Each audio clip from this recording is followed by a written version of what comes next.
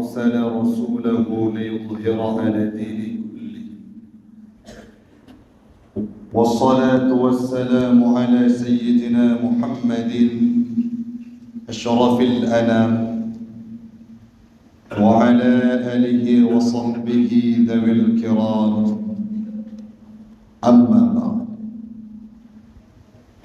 فقال الله تعالى في القرآن الكريم أعوذ بالله من الشيطان الرجيم بسم الله الرحمن الرحيم لقد كان لكم في رسول الله أسوة حسنة لمن كان يرجو الله واليوم الآخر وذكر الله كثيرا وقال النبي في الحديث إنما بعثت لأتمم مكارم الأخلاق صدق الله العظيم وصدق النبي رسوله الكريم ونحن على ذلك من الشاهدين والشاكرين إلهي أنت مقصودي ورضاك مطلوبي أعطني محبتك ومعرفتك.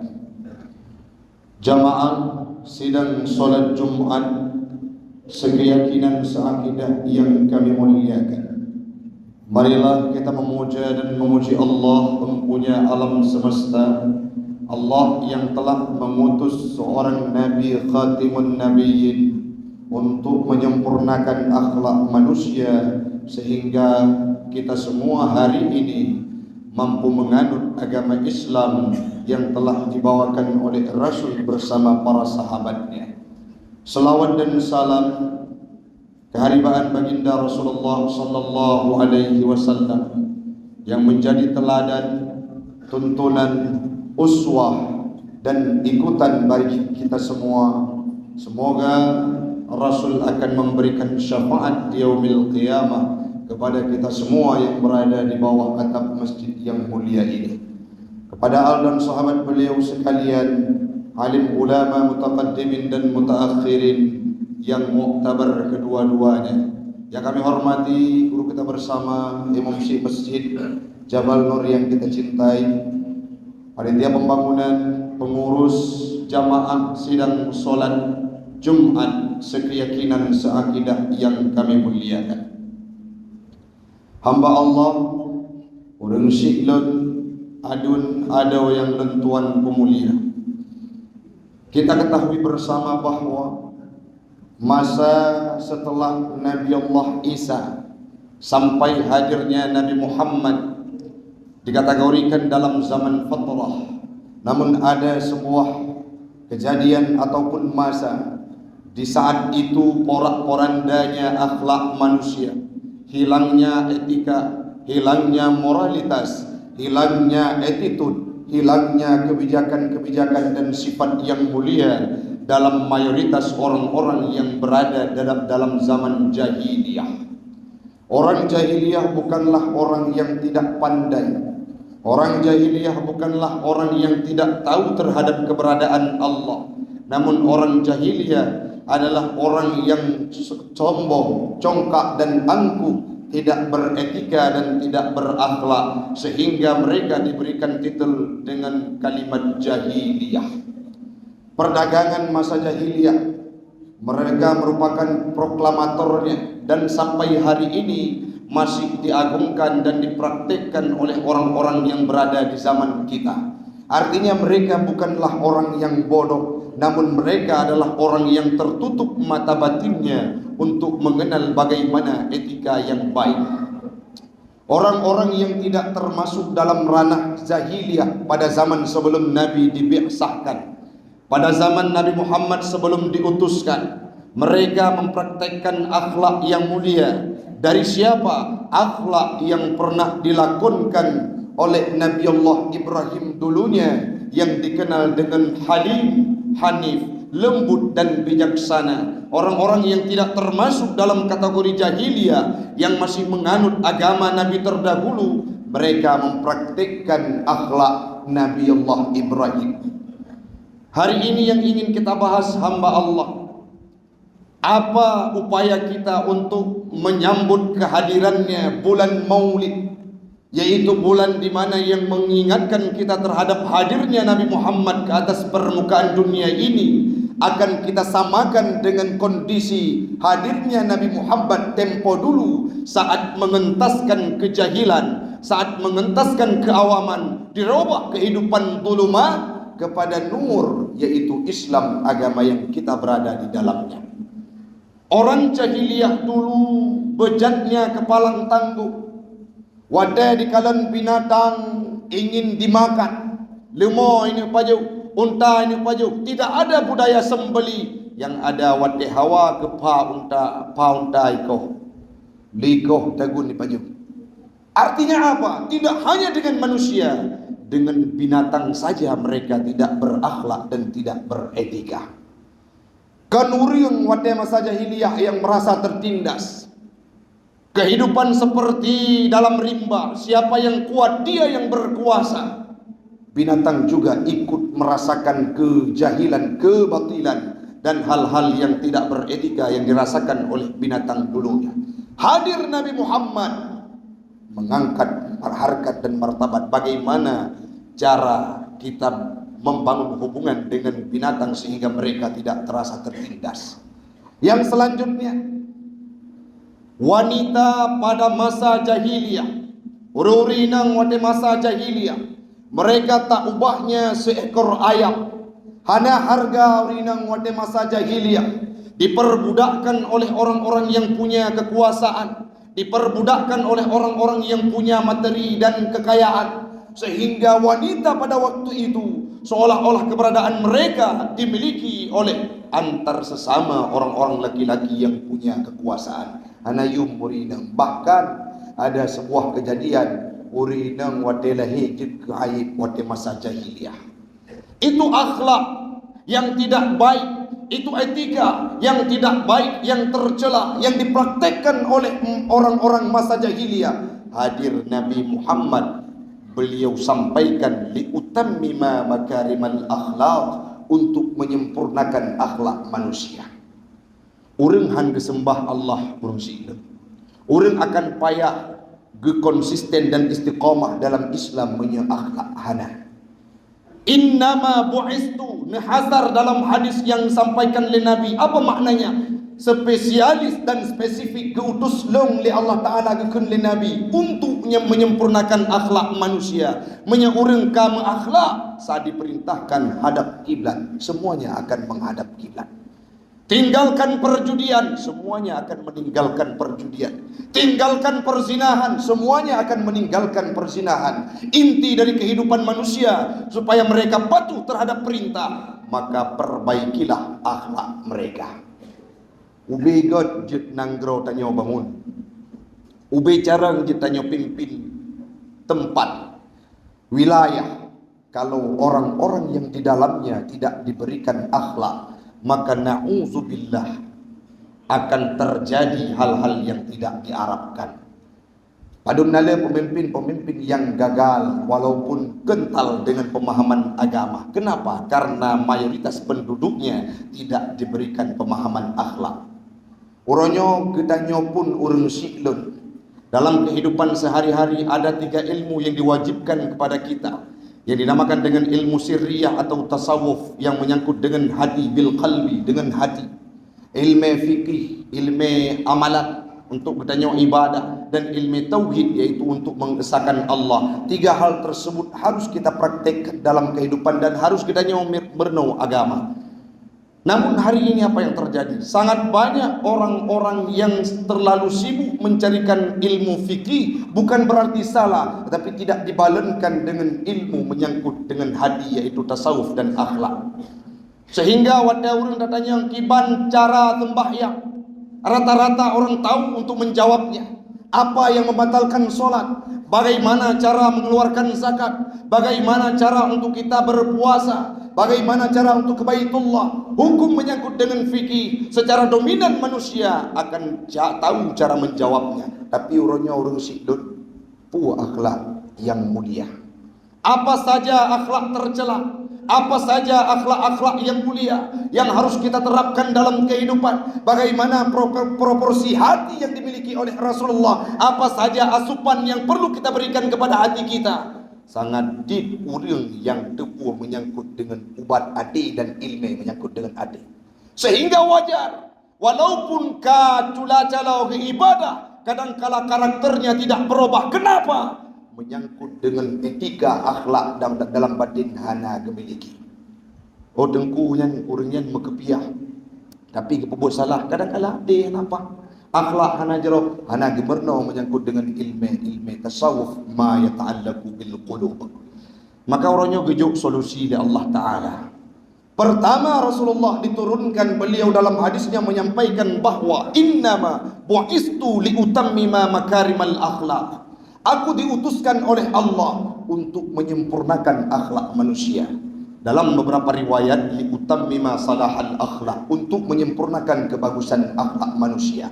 Kalimat liutammima hina wana makna urang si'dun, bukan berarti Nabi untuk gepraktek akhlak dari dasar. Artinya masa jahiliyah urang-urang yang hana bergabung dalam kebiadaban, urang yang manteng get wate masanya manteng gepake akhlak Nabi Ibrahim. Terus Nabi Muhammad gepesempurna, getafsir dalam hadis, dalam syarah hadis makna liutammima liukammila, untuk gepesempurna akhlak yang kalihna jamun, yaitu akhlak yang namanya Nabi Allah Ibrahim.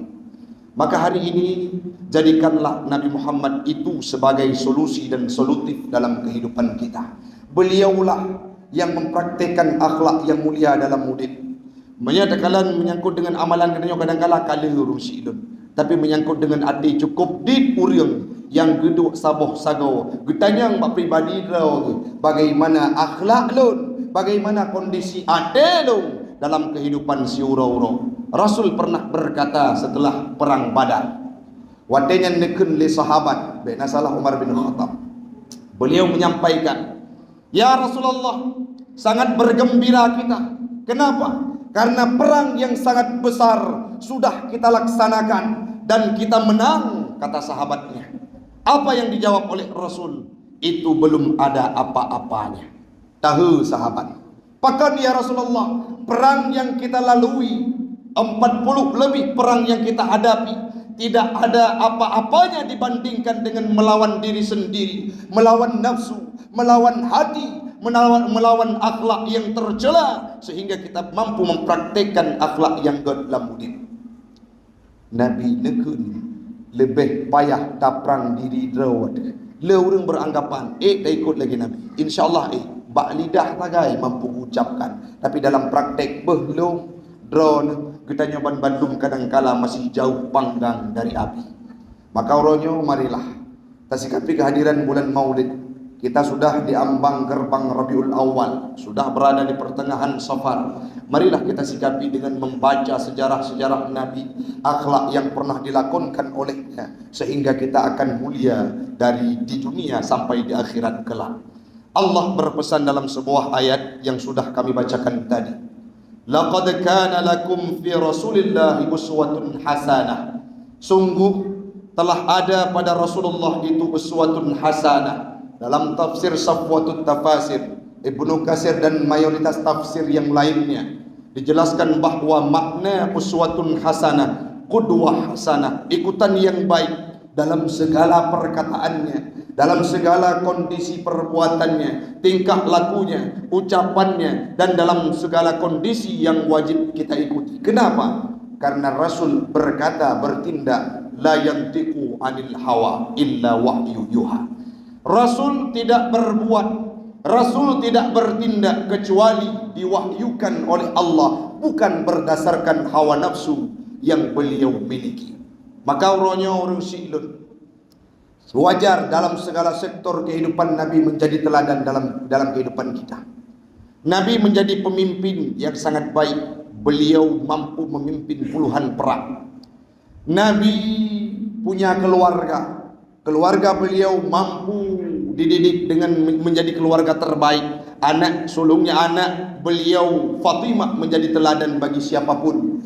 Nabi menjadi seorang suami. Dengan semua istrinya tidak ada yang menyampaikan bahwa Nabi tidak berlaku adil, bahwa Nabi bukanlah orang yang bijak. Semua istrinya merasakan keadilan yang dipraktikkan oleh Nabi. Nabi dalam kehidupan bermasyarakat punya sahabat. Tidak ada satu sahabat pun yang ingkar terhadap kebaikan yang dilakukan oleh Nabi.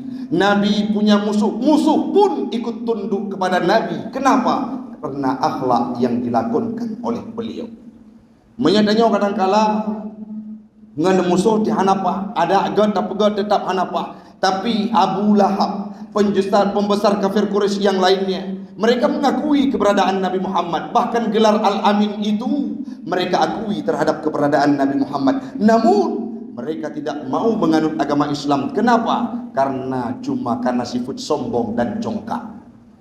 Kebaikan yang dilakukan oleh Muhammad, tidak ada manusia yang tidak mau mengakuinya. Bahkan mereka orang-orang yang kafir Quraisy itu menyampaikan kejahatan Nabi Muhammad seolah-olah yang didatangkan mukjizat oleh Allah sebagai sihir. Itu kenapa? Supaya orang-orang lain terkontaminasi terhadap keberadaan Nabi Muhammad. Mereka sendiri ada di waktu senggang kehidupan mereka, gejak dengar Nabi Muhammad baca Quran, saking tertariknya dengan Al-Quran yang dibacakan oleh Nabi. Artinya mereka percaya terhadap Muhammad. Bahkan gelar yang diberikan Al-Amin mereka akui. Dalam perdagangan, Nabi Muhammad merupakan seseorang yang sangat jujur. Tidak ada duanya. Gakui di orang-orang yang ada dalam kafir Quraisy.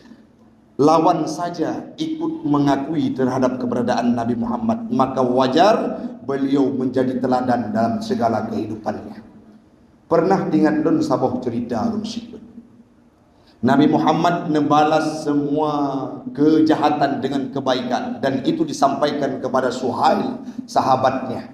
Apabila ada orang yang melakukan kejahatan kepadamu, dia akan berubah apabila engkau balas dengan kebaikan. Dan itu pernah dipraktekkan oleh orang-orang sahabat kami, sehingga kenyataan terwujud sebagaimana ucapan Nabi. Nabi Muhammad pernah hidup di kota Madinah. Dalam sebuah buku yang kami baca, Petuah Bijak karangan pesantren Lirboyo, Nabi Muhammad menjumpai seorang pengemis kafir Quraisy yang matanya buta, yang mengemis di sudut kota Madinah.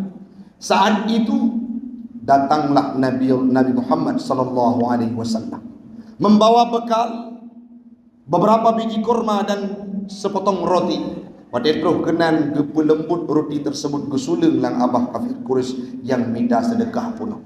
Saat disuapi roti tersebut, kalimat hinaan, cacian dikeluarkan, dilontarkan kepada Nabi Muhammad, yang bahwasanya Nabi Muhammad itu adalah provokator yang ingin merusak agama nenek moyang kita. Sehingga gedengar kedrau ke Nabi di ke wajah di hadapan beliau sendiri. Tetapi Nabi Muhammad tidak marah. Dalam kitab Nurul Yakin disampaikan bahwa Nabi Muhammad itu memiliki wajah yang tabassama, selalu tersenyum. Walaupun dihina, dicaci, dalam perang dimanapun, Nabi mayoritas dan kebiasaan wajah beliau tabassama. Kemudian berangkat jamaah yang biasa, hana begini sehingga lanjutlah gebiruti dihina, beliau tidak marah bertahun-tahun. Satu ketika Nabi Muhammad kembali ke hadirat Allah, merasa kesepian pengemis tadi, tidak ada lagi yang menyuapi roti kepada beliau. Saat itu merasa kehilangan. Tiba-tiba singkat cerita, datanglah Abu Bakar yang ingin mempraktekkan sebagaimana yang dilakukan oleh Nabi setelah diuraikan oleh Aisyah dalam ceritanya. Nebedah nemerudi wadetruh kenan nesulung. Pengemis kafir Quraisy tadi berkata, tidak sama tingkah engkau dengan orang sebelumnya. Siapakah engkau? Sebelum beliau menjawab, disampaikan, walaupun demikian, walaupun engkau orang yang berbeda, tapi ketahuilah bahwa Muhammad itu adalah orang yang sudah memprovokator agama kita, agama nenek moyang kita terdahulu. Seketika tersentak batin Abu Bakar. Dengan kalimat terbata-bata beliau menyampaikan, wahai pengemis tua, ketahui olehmu bahwa yang memberikan roti kepadamu setiap harinya dengan penuh kelembutan, aku ingin meniru beliau tidak sama. Itulah Muhammad yang engkau caci, yang engkau maki, yang engkau hina setiap harinya. Itulah Muhammad yang engkau sampaikan bahwa beliau provokator. Iya Muhammad, iya. bertahun-tahun Muhammad itu kuhina di depannya, tetapi tidak pernah membalas dengan kebiadaban. Luar biasa akhlak Muhammad menjauh dari kafir Quraisy yang buta bunuh. Sehingga dalam Islam asyhadu an la ilaha illallah wa asyhadu anna Muhammadar Rasulullah. Kenapa? Jawabannya hanya karena akhlak Nabi Muhammad. Itulah yang perlu kita terapkan dalam kehidupan. Urangnya orang Islam yang paling dalam agama Islam hana betul. Bahkan karena akhlak para muslimnya, para oknum Islam tidak baik. Bukan agamanya yang salah, tapi oknumnya kadangkala kurang pemahaman agama, kurang pendidikan terhadap akhlak, sehingga yang dibawa oleh mereka bukan kedamaian. Tetapi ada orang-orang cici kalian bagaimana akhlaknya Buya Yahya, bagaimana akhlaknya para alim ulama di Aceh, baik yang sudah kembali ke hadirat Allah ataupun yang masih hidup. Tidak ada dalam kehidupan mereka akhlak-akhlak yang tercela. Kalau ada oknum, bukan Islamnya yang salah, tetapi akhlak mereka lah yang salah, yang tidak sampai pemahaman mereka bagaimana akhlak yang pernah dilakonkan oleh Nabi. Maka hari ini marilah di ujung paparan singkat ini kita kembali marwah Islam dengan cara melakonkan akhlak yang mulia, sekaligus dengan cara untuk memperingati hari maulidnya Nabi. Mari sama-sama kita baca sirah nabawiyah, bagaimana akhlak Nabi yang pernah dipraktekkan dulunya, sehingga jangankan kawan, lawan ikut tunduk kepada Islam. Mudah-mudahan hamba Allah semuanya kita akan berbenah sepulang dari masjid ini, bagaimana akhlakul karimah yang semestinya kita praktekkan dalam kehidupan, dan berazam, bercita-cita akan kita tinggalkan akhlak tercela, sehingga kita akan bersatu di yaumil qiyamah untuk mendapatkan syafaat Nabi Muhammad sallallahu alaihi wasallam. Amin amin ya rabbal alamin.